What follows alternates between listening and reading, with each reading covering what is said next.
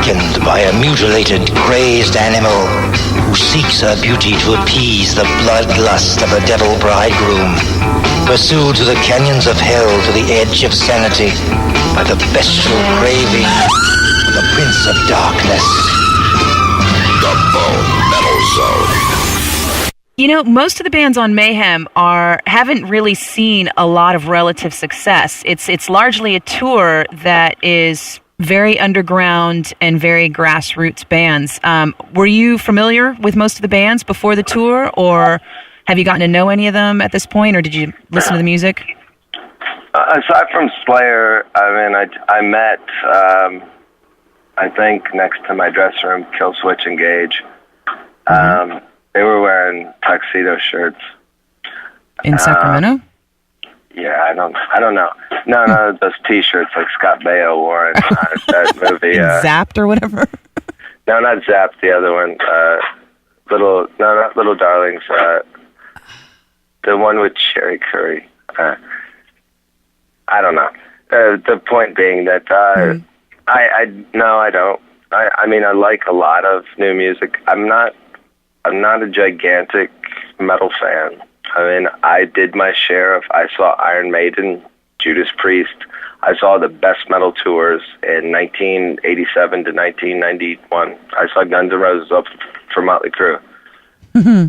But I like music for certain reasons. Obviously, like metal that's from the past for us, it's nostalgia. It's like, our parents like Steely Dan or the Beatles or Carly Simon or what it is. And I don't like just simply listen to, of course I'm like a Bowie, Beatles, Rolling Stones, person that listens to that stuff. But I like new things, and I like weird, strange things, more like, I listen to, if I were to know how to operate my iPod, the Blood Brothers and Yeah Yeahs, and I'll throw in Bee Gees' first record and a little bit of Lost Boys soundtrack, trying to make them. I love that soundtrack, actually. Yeah. What brought you around to working with Lady Gaga? I think initially her persistence, because I didn't, I was in a black hole of, completely unaware of the rest of the world, and she, was interested in working with me, and then I started to notice, just in a tabloid sense, pictures of her. And what I liked about the pictures of her were they reminded me of, like, when Bowie came to America, did Ziggy Stardust. It was very, I don't know if calculate's the right word, but her paparazzi photos were very rock and roll in a over-the-top sarcastic way, very intentional. And I thought that was cool, so I listened to her music. And it's not, I wouldn't say it's precisely something that I would identify with. And I like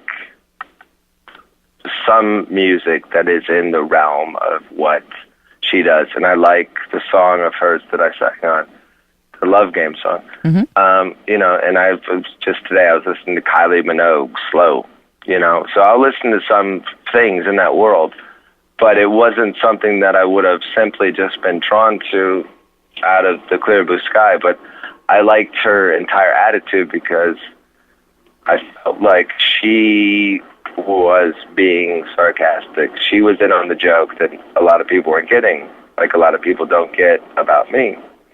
And I met her, and she's really smart, and she's really funny, and she's really it's all about irony. And that could be a cop-out, like, But it's a difference if Britney Spears really shaved her head to be bald, or if she really shaved it to avoid getting drug tested. It's a question mark. The world will never know. The world may not know, but my hairstylist does. Somebody told me that Manson won a gold medal in San Francisco at the World Spirits Competition. It is. I don't know if that's like the Special Olympics or whatever. Is it one of those events where everyone gets a medal? We all go home winners? No, it actually was like a proper competition, and people that are, honestly, I don't know who could be a more absinthe aficionado than me, because I've drank every absinthe for the past, I'm looking for it right now, I can't find it, for the past, I don't know, since 1996, I think. Since you were able to get a hold of it? And so when I was making Manson, I had to test drive, different formulas, and it was number 39, I think, that was the winner. But that means that I drank 38 prior to that, trying to find it. I think around the time when I proved number 39, I had shut my kitchen stove because it was looking at me wrong. So unlike most celebrity-endorsed products, you were actually very hands-on with the creation of Manson. 100%. I shot my kitchen stove. It should be like if you want to shoot your kitchen stove, Manson. What did you shoot your kitchen stove with? It was with a high-powered pellet gun. They won't let me have proper firearms that can hurt myself in a mortal wound. But probably not the worst of ideas. I bought it at Walmart, so it's fine. Well, at least you were able to support American economy, right? Yeah, I went to Walmart last night, in fact. How was it? Everything you remembered and more? No, they didn't have really a lot of what I wanted, but I did buy a kiddie pool. It should be inflated outside the bus right now because I wanted to have girls wrestle to meet me on the bus. So this is something we can look forward to at Shoreline, maybe? Yeah, I mean, it seems pretty juvenile, but why not? Who else is going to do it? Well, if you don't wake up and enjoy the simple childlike pleasures in life, then what are you going to wake up and enjoy? Exactly. But when you say childlike pleasures, we're not referring to pleasures with children.